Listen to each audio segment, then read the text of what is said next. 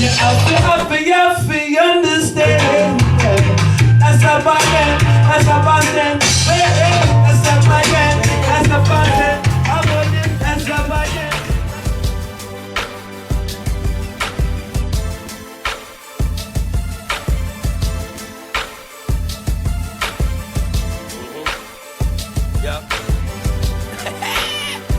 Yo, take a second. What if we could rewind the hood?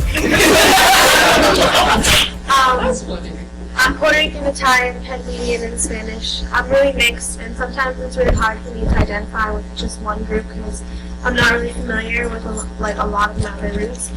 I go to something that's I'm used to, which is Trinidad, because my dad has Venezuelan, his father's Venezuelan, his mother's from China. Like, I usually go to Trinidad because that's what I'm usually around.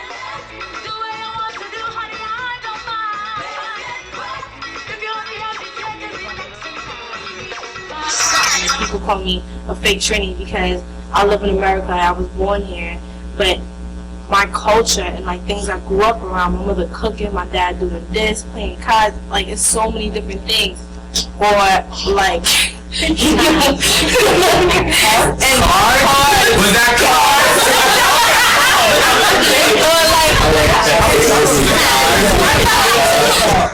Like even when we playing steel pan in America, people be calling us fake Trinidadians or Caribbeans because we brought pan to the States. It's so strange that you get like the Jamaicans and everything like that, but when you see a West Indian person trying to be American, it's okay.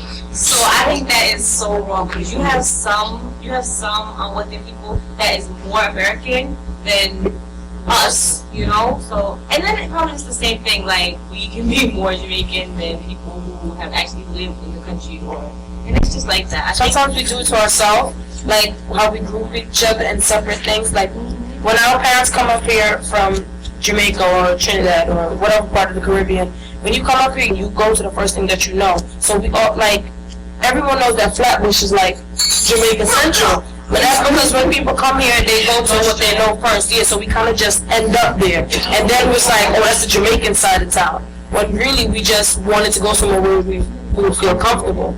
So we kind of do it to ourselves, but it's not a bad thing.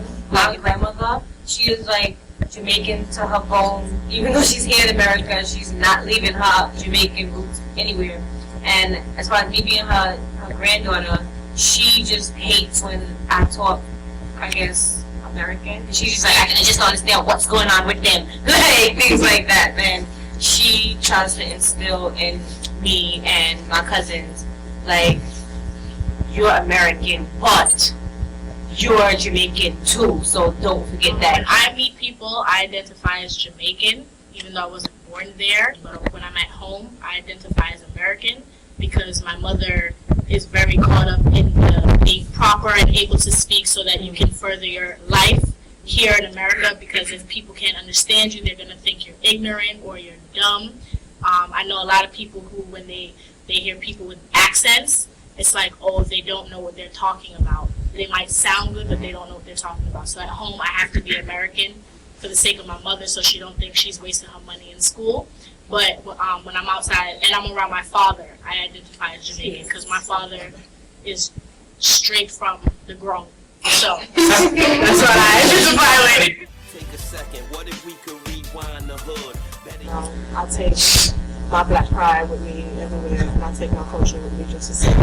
When it comes to professional setting, I fix up my talking, you know what I mean, rather than when I'm in a social setting, I'm more relaxed and I can spit the patois anytime I'm ready. I just think that that's important also, that sometimes you kind of, I don't want to say sell out, you know what I mean, but you kind of have to fix up yourself to kind of fit in with people because of certain, just a step. Someone walk